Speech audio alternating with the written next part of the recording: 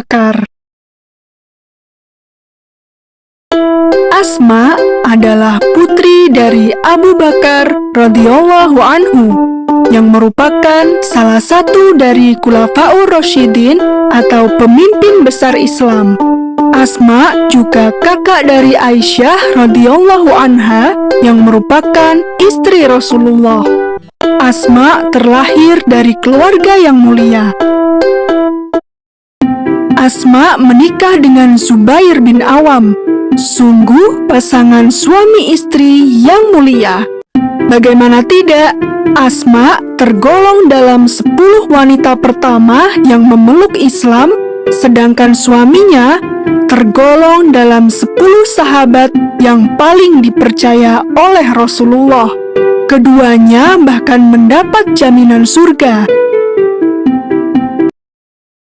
Kehidupan mereka berdua sangatlah sederhana. Zubair tidak memiliki harta apapun kecuali seekor kuda. Setiap hari, Asma lah yang merawat dan mencarikan rumput untuk pakan kuda. Sehatlah selalu kuda, agar engkau berguna bagi suamiku, kata Asma.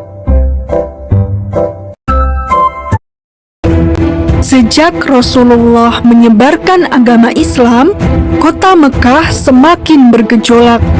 Kaum Quraisy semakin kejam. Mereka menyiksa siapa saja yang ketahuan memeluk Islam. Bahkan mereka berani mengganggu dan mencelakai Rasulullah. Suatu hari, Rasulullah meminta Abu Bakar untuk menemaninya hijrah ke Madinah. Perjalanan itu sangat berbahaya. Suku Quraisy tersebar di mana-mana dan tidak segan menangkap siapa saja yang ketahuan pergi dari kota Mekah. Untuk menyelamatkan diri, Rasulullah dan Abu Bakar bersembunyi di Gua Sur. Setiap hari, Asma lah yang menyiapkan makanan untuk Rasulullah dan juga Abu Bakar. Dia membawa apa saja yang ada di rumah dan mengantarkannya ke Gua Sur. Ya Allah, ya Tuhanku, aku hanya memiliki ini saja. Semoga Engkau memberikan keberkahan.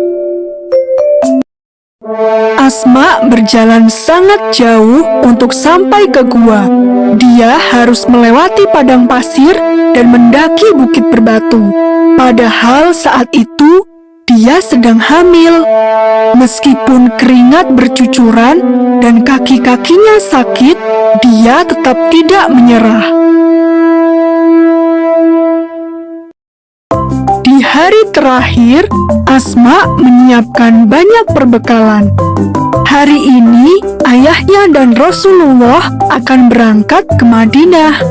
Namun, dia lupa membawa tali untuk mengikat bekal-bekal itu. Dia pun melepas ikat pinggangnya dan menyobek menjadi 2. Padahal, dia tidak mempunyai ikat pinggang yang lainnya. Rasul pun mendoakan Asma, semoga Allah menggantikan selendangmu dengan 2 selendang di surga. Sejak saat itulah, Asma dikenal sebagai wanita pemilik 2 selendang. Setelah Rasulullah tiba dengan selamat di Madinah, beliau pun mengirimkan utusan untuk menjemput keluarga yang masih tertinggal di Mekah. Alhamdulillah, Asma begitu gembira karena bisa berkumpul lagi dengan Rasulullah serta ayahnya. Dalam perjalanan panjang itu, Asma melahirkan putra pertamanya di Quba. Bayi itu menjadi anak pertama kaum muhajirin di Madinah. Dan bayi itu bernama Abdullah bin Zubair. Kelak, dia akan menjadi pemimpin besar. Kehidupan Asma di Madinah tetaplah sederhana. Dia tidak pernah memiliki perabotan yang lebih di rumahnya. Dia Dia selalu berbagi apa saja kepada orang yang lebih membutuhkan. Suatu hari, Abdullah bin Zubair bercerita bahwa tidak ada wanita yang lebih dermawan daripada Aisyah dan Asma, ibundanya sendiri. Untuk membantu keluarga Asma, Rasulullah memberikan sebidang tanah ke Bair. Kebun itu ditanami kurma, dan yang bertugas merawat adalah Asma. Ketika masa panen tiba, Asma mengangkut sendiri kurma-kurma itu. Pernah suatu hari, Rasulullah melihat Asma mengangkut kurma di atas kepalanya, dan beliau meminta Asma untuk naik ke untanya.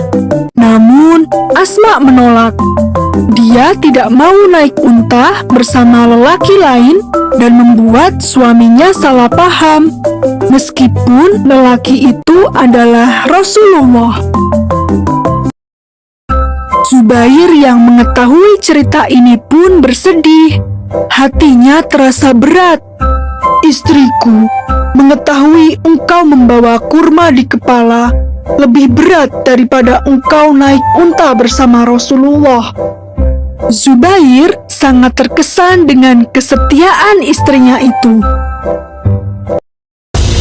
Asma mendidik anak-anaknya dengan tegas dan selalu berpegang pada kebenaran. Ketika anaknya Abdullah menjadi pemimpin besar, cobaan berat datang lagi kepadanya. Kota Mekah dikepung oleh pasukan Al-Hajjaj. Saat itu, pemimpin Al-Hajjaj memberikan tawaran kepada Abdullah, "Menyerah dan tunduklah padaku, maka aku akan mengampunimu serta memberikan harta dan kedudukan yang pantas." Abdullah begitu putus asa.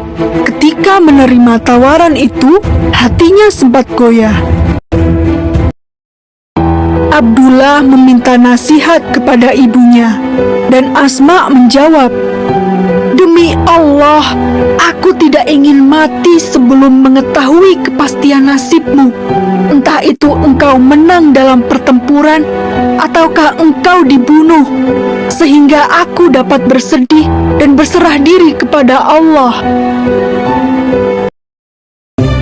Mendengar jawaban ibunya, Abdullah pun memutuskan untuk terus berjuang. Dalam pertempuran itu, Abdullah meninggal dunia. Asma tetap tegar ketika mendengar kabar tersebut. Tak lama setelah putranya meninggal, Asma pun meninggal dunia. Beliau dimakamkan di Mekah. Meski usianya telah menginjak 100 tahun, namun giginya masih utuh dan pikirannya masih tajam.